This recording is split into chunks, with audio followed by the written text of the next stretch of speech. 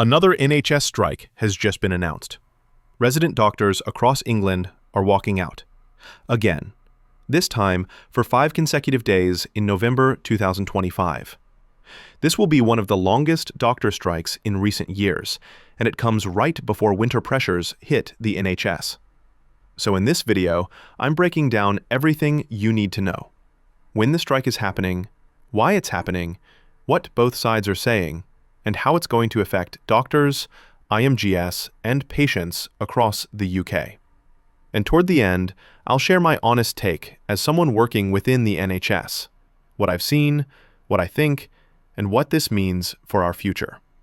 The British Medical Association's Resident Doctors Committee has confirmed strike action from 7 a.m. on Thursday, 14th November to 7 a.m. on Tuesday, 19th November 2025. Resident doctors, previously known as junior doctors, will walk out from both hospital and community posts across England.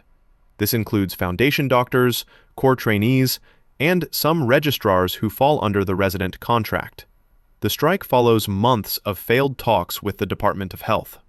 The BMA says the government hasn't offered a meaningful proposal on pay restoration or job security, while the government insists that pay has already risen by nearly 29% over 3 years. So what's driving this?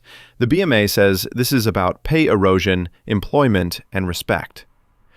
Doctor pay has fallen by roughly 20% in real terms since 2008. That's after adjusting for inflation.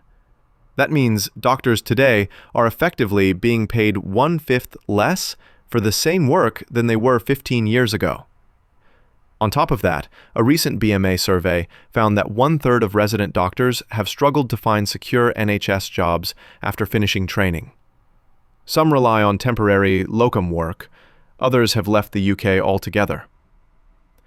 The committee argues that low pay and poor employment prospects are now pushing young doctors out of the NHS, and that restoring pay, improving contracts, and investing in training posts would keep staff here and improve patient safety. The government's response has been firm. Health Secretary Wes Streeting called the new strike deeply disappointing and says the government already delivered nearly a 29% rise since 2022.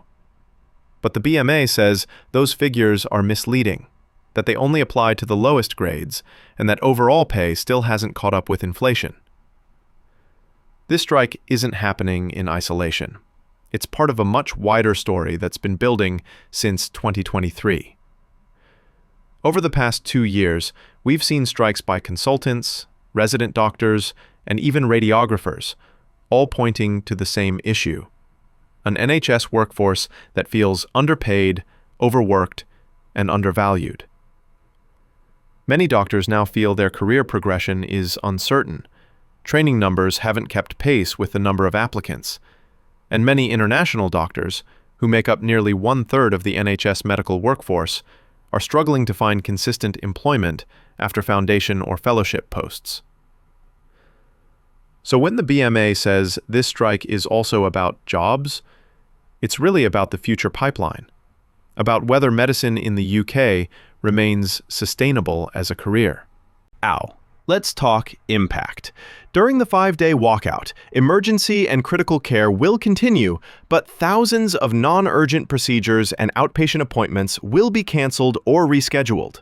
The NHS is already carrying over 7.6 million people on waiting lists, so every strike adds more strain to the system. Hospitals will depend heavily on consultants and senior clinicians to provide cover, many of whom are already stretched. For patients, that means longer delays and uncertainty. For hospital managers, it means another logistical nightmare in the middle of winter planning season. And while the public support for doctors remains relatively strong, patience is wearing thin after more than 2 years of disruption. For doctors, these strikes have real-life consequences too. Resident doctors lose pay for strike days, and rotas before and after the walkouts are often much heavier to compensate. It's mentally and physically draining. For trainees, some mandatory teaching sessions and clinic exposures may be cancelled, which can delay training sign-offs or portfolio evidence. If that's you, make sure to record it. your training program will usually allow flexibility. The truth is, these strikes are a symptom of a deeper problem. It's not just about pay. It's about how the NHS values its people. For too long, morale has been falling while expectations keep rising. Doctors work longer hours, manage higher patient loads, and face greater pressure. Yet many feel they've lost their voice in shaping the system. Whether or not you support the strike, the fact it's come to this again shows how urgent it is to rebuild trust between doctors and government. Because if that doesn't happen, we'll keep losing talented doctors abroad. And that's something none of us want. Speaking as someone working in the NHS myself, I can tell you no one actually wants to strike. Doctors don't join medicine for money or politics. They do it for patients. But when pay, job security, and morale hit rock bottom, standing up for fair treatment becomes part of protecting patients too. If you're an international doctor or a trainee, remember this is also your NHS. Stay informed, stay professional, and be part of the conversation. Because we all share the same goal: a fair, safe, and sustainable health service. Let's hope this time both sides find real progress, because the NHS can't afford to lose more good doctors. Thanks for watching. If you found this useful, hit like, leave a comment, and subscribe for more updates on NHS training, IMG life, and application changes. I'll keep you posted as this strike develops. And as always, stay safe and stay informed.